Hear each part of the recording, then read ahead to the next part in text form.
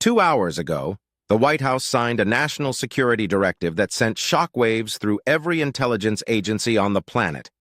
Not a tariff. Not a trade restriction. A direct surgical strike against the most sensitive intelligence alliance in the Western world. President Trump, acting on what senior officials described as a unilateral executive authority review, moved to suspend Canada's full operational access to Five Eyes intelligence channels, the classified network connecting the United States, United Kingdom, Canada, Australia, and New Zealand in real-time surveillance sharing that has operated uninterrupted since the Second World War.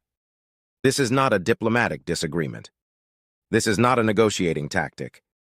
This is the deliberate dismantling of a security architecture that the Pentagon itself has described as irreplaceable. And the reason it happened is not what Washington is saying publicly. The official justification from the National Security Council is that Canada has been selectively withholding intelligence assessments related to Chinese infrastructure investments in Canadian Arctic territories.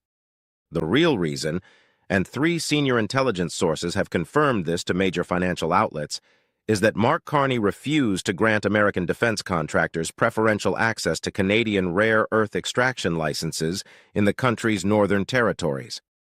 Trump demanded priority contracts. Carney said the process would remain open and competitive.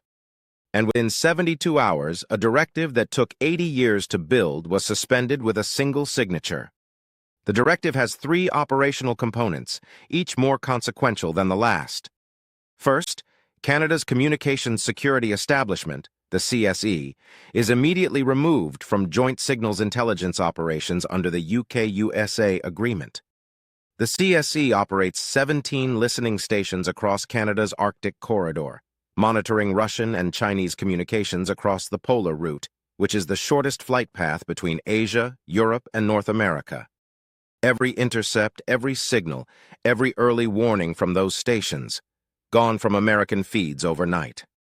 The Pentagon's northern surveillance blind spot just became the size of a continent. Second, Canadian liaison officers embedded in the NSA's Maryland headquarters and the CIA's Langley facilities are to be withdrawn within 48 hours. There are currently 340 Canadian intelligence officers working inside American agencies in joint analytical roles. These are not visitors. These are operational personnel with active portfolios. Pulling them mid-operation does not just create a gap, it creates chaos inside ongoing investigations that no one inside those agencies will confirm publicly, but which multiple former officials have described as catastrophic.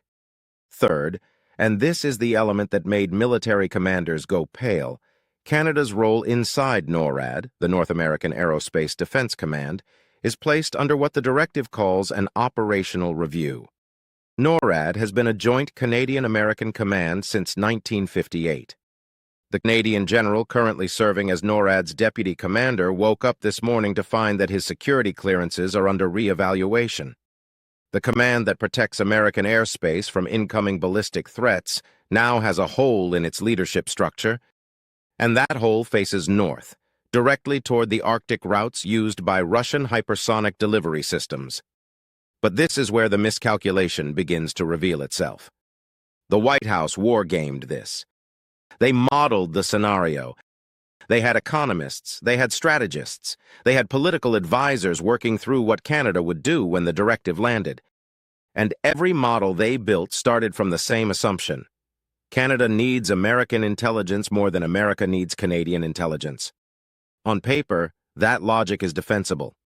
The United States spends $90 billion annually on its intelligence apparatus. Canada spends roughly $3 billion. By budget, by personnel, by raw signals collection capacity, America appears to be the indispensable partner. That assumption is catastrophically wrong. And Carney knew it. The White House expected Carney to pick up the phone within the hour. They expected the Canadian Security Intelligence Service Director to quietly reach out through back channels, asking for a path to de-escalation.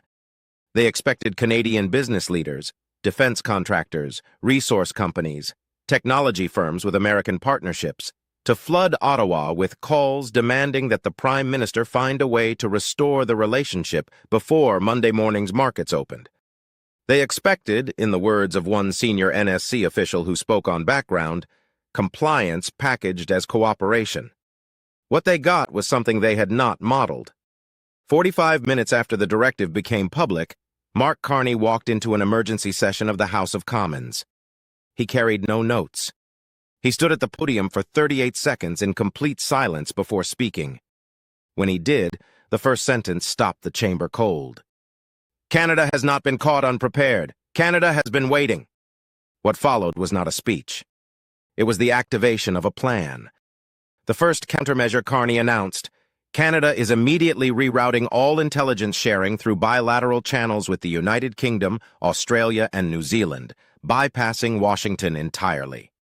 The CSE's Arctic intercepts, the signals intelligence from 17 northern stations monitoring the polar corridor, the analytical products from 340 officers who spent years building expertise inside American agencies. All of it now flows to London, Canberra, and Wellington. The Five Eyes network does not collapse.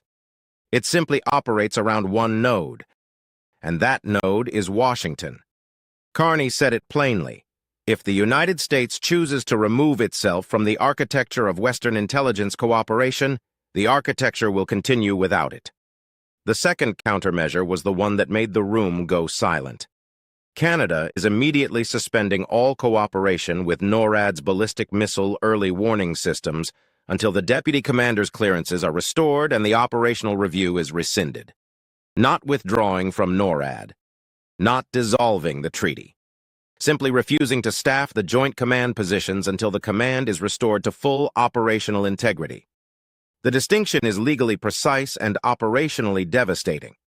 Canada is not breaking the treaty. Canada is enforcing it, because a command structure with suspended clearances is not, under the NORAD agreement, a legally constituted joint command. Carney's legal team had been building this argument for 14 months. What happened next stunned even senior officials who thought they had seen every move in this playbook. The third countermeasure?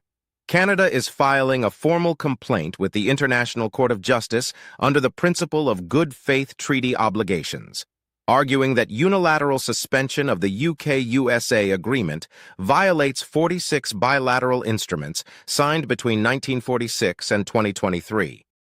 The legal team, 42 international lawyers across 3 countries, had completed the filing before Carney even walked to the podium. The paperwork was already in The Hague. Canada had not been preparing a response. Canada had been preparing a case.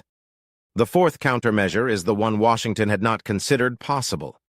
Canada is accelerating its own independent signals intelligence capacity in the Arctic.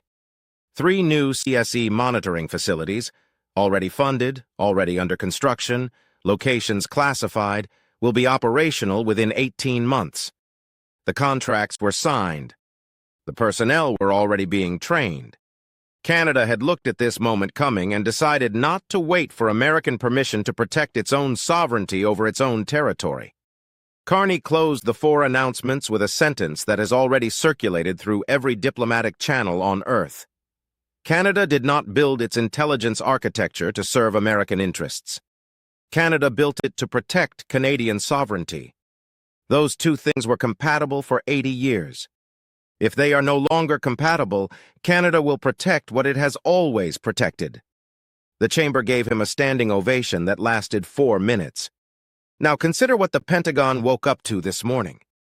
The Arctic corridor is not an abstraction. It is the primary threat vector for Russian ballistic and hypersonic weapons targeting the continental United States.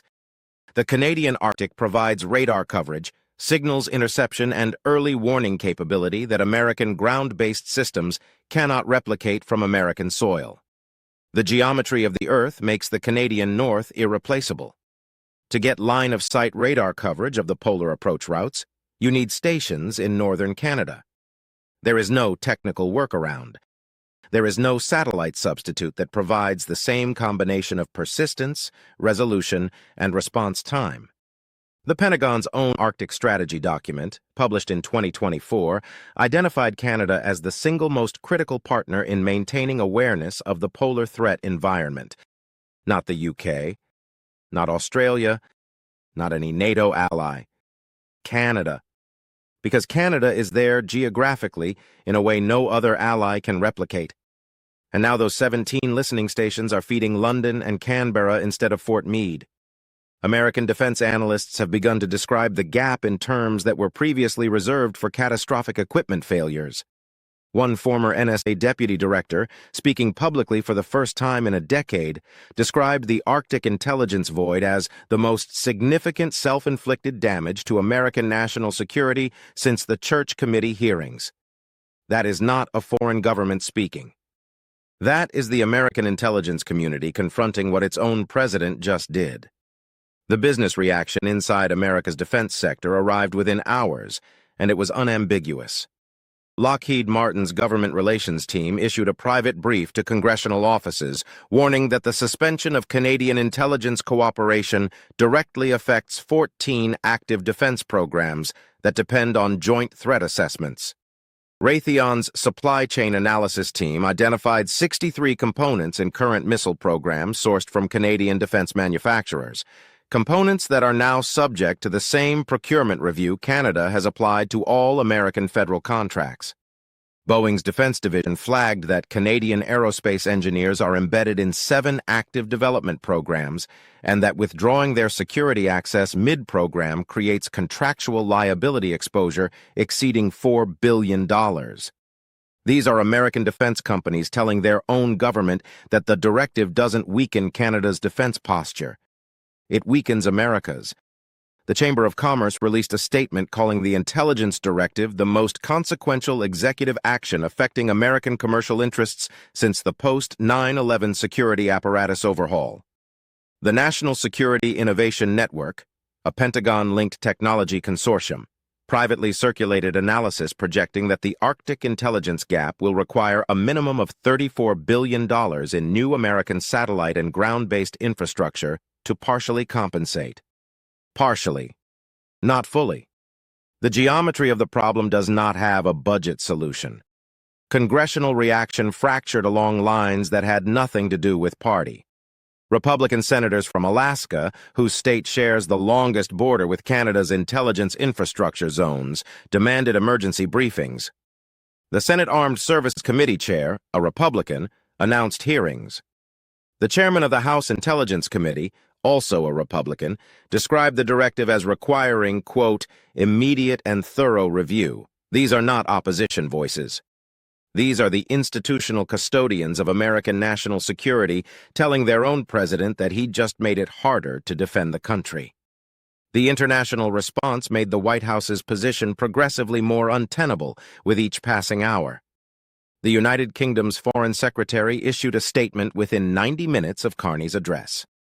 The language was diplomatic in form and unambiguous in meaning. Britain considers Canada's intelligence contributions to Five Eyes foundational and irreplaceable, and views any disruption to those contributions as a matter requiring immediate Allied consultation. That is London telling Washington, in the measured vocabulary of British diplomacy, that it has chosen the wrong side of this argument. Australia's Prime Minister went further. In a press conference that ran longer than any scheduled brief, he confirmed that Australia had received Canada's CSE data rerouting request and had accepted it. Australia is now in active intelligence exchange with Canada through channels that exclude American participation. 2 Five Eyes members building an operational loop around the third. This has never happened before in the 78-year history of the alliance. New Zealand followed within the hour. The pattern was now visible to every analyst watching. 3 of the 5 Five Eyes partners were coordinating not against a foreign adversary, but around an American executive action. The alliance that America built, paid for, and considered its most durable intelligence asset was operating in a geometry that Washington had never imagined possible. Japan's defense ministry expressed formal concern about the stability of Arctic security arrangements. Germany's Foreign Office called for immediate Allied dialogue. France, which has observer status in several intelligence coordination frameworks, issued a statement of support for Canada's sovereignty position. Even Mexico, which has its own reasons to watch American unilateral executive action carefully, described the directive as a concerning precedent for bilateral relationships in the hemisphere. Canada is not isolated. America is. And every allied foreign minister reading the morning cables knows it. So where does this go? Trump has three paths, and none of them lead to what he wanted when he signed the directive. The first path: enforce the suspension fully and sustain it. Watch the Arctic intelligence gap widen as Canadian analysts stop feeding American systems. Watch the NORAD command structure operate in a legally contested state that no military commander wants to test against an actual threat. Watch Allied confidence in American institutional reliability erode week by week as three Five Eyes partners demonstrate that the network functions without Washington's participation. The Pentagon has estimated that full enforcement creates measurable early warning degradation within 30 days. After 60 days, certain polar approach corridors will have response windows that fall below operational minimums. This is not a diplomatic problem. It is a physical geometry problem. Canada's territory is where it is, regardless of what any executive directive says. The second path: quietly walk it back. Restore Canada's clearances, rescind the operational review, return to the status quo. But Carney has publicly stated that any restoration of the intelligence relationship requires a formal apology and a withdrawal of the underlying procurement demands that triggered the directive. That means Trump would have to publicly acknowledge that the directive was wrong, that the demands were inappropriate, and that Canada's position was legitimate. After a directive signed in the name of American national security. The domestic political cost of that admission is something no one in the White House wants to model. The third path: escalate. Expand the directive, add economic measures, convert an intelligence dispute into a full-spectrum confrontation with a NATO ally. But Canada has already demonstrated that it prepared for this. The legal filings are complete. The intelligence rerouting is operational. The trade countermeasures are activated. Every escalation Canada anticipated has a response already drafted.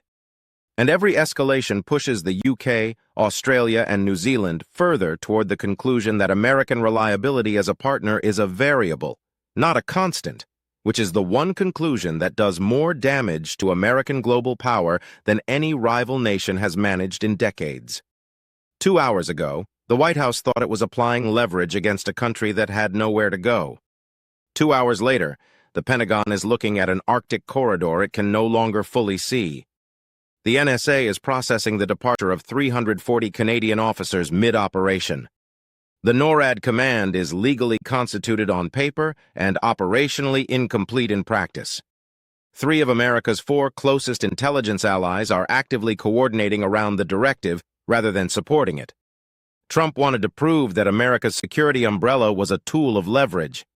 Mark Carney just demonstrated that the umbrella has poles on both sides of the border. Pull one pole out and the umbrella doesn't cover the other side more completely. It collapses on everyone underneath it. And the man who understood that most clearly, the former central banker who has spent his career mapping systemic dependencies and pressure points, had the response ready before the ink was dry. Washington wanted submission. It got a strategic counter that exposed every assumption the directive was built on.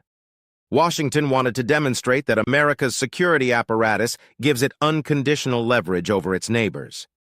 It proved instead that the architecture works because both sides built it, both sides maintain it, and both sides need it, and that the side which forgets that first pays the steepest price. Mark Carney is not reacting to this directive. He executed a plan that was built for it. And the question Washington cannot answer this morning is the same question it has been unable to answer for weeks. What does Carney do next? Because he is 3 moves ahead.